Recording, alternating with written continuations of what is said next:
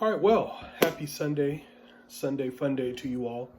As I promised on last Monday, I'll record a video once a week just to give you some feedback and expectation, some guidance for the week to come. Second, I hope that everything is well with your families and friends and you guys are staying safe and more importantly, staying inside. Your shelter in place and social distancing without compromising your socializing as much as you can online to substitute the in-person and missing the person-to-person contact. So I know I miss you all. I wish we were in a classroom so I could deliver my impromptu speeches or to give you all the lecture and just to really see you guys face to face. Anyway, so let me give you some feedback on the week concerning your discussion board. So first things first is to remember that your discussion board, you need to have one original post and then comment on at least two other classmates' posts, which gives you a total of 3 posts per discussion board. So last week you had 2 discussion boards that were due, which means you should have had a total of 6 posts, 1 original post and then 2 comments.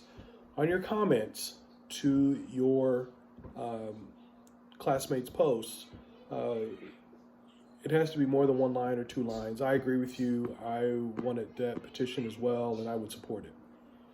That doesn't give us a lot of substance concerning your personal thoughts towards that particular petition, because if you looked at the same petition, you should have a little bit more to say on it. So remember, you need to have at least 3 to 4 sentences of responses to your classmates' posts, and then be able to rank their post. If their post didn't give you any substance, then rank their post as not as good, and then that way we'll take that into consideration when grading. Also, what's due this week. So you have your assessment, so sorry about that confusion, but that's your paper that's due on April 7th. So it is due Tuesday night at 11:17 p.m. Don't want you guys to be fooled or bamboozled by the due date. And so I went ahead and updated the syllabus, which you know is available online that you have access to. And so it's April 7th. That we want that to be turned in MLA format. So remember, look at the MLA guidelines. Make sure your citations are there. The one thing about the assessment is nobody followed the instructions concerning the turning in your congressional member that you were going to look at and research, and then the group of which, the interest group, that you were going to review. And so those were supposed to be turned in back in February. No one turned those in, so you will face an automatic deduction on your paper for that. Again, you have to review the syllabus and review the assessment instructions that are online, as they are all there. Also, this week you do have a couple of quizzes.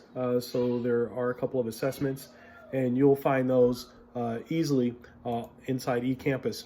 If you'll go inside test and quizzes on the left-hand column for like your table of contents, right? On the left-hand side, you have test and quizzes. And once you open that up, you'll go to chapter quizzes folder. So inside the chapter quizzes folder, that is where you have your 2 assessments. You're able to take them twice. So what will happen is it will be the average of those times that you take the quiz. So if you only take it once, then it'll be graded that one time. But if you grade it twice, if you did it twice, then it'll be graded twice in an average of those scores. And so if you scored a 10 the first time and then a 20 on the second time, well, then your average would be 15. All right. And so that's how that works. You have 2 of them. There's the chapter 5 to 8 quiz that will require a web camera.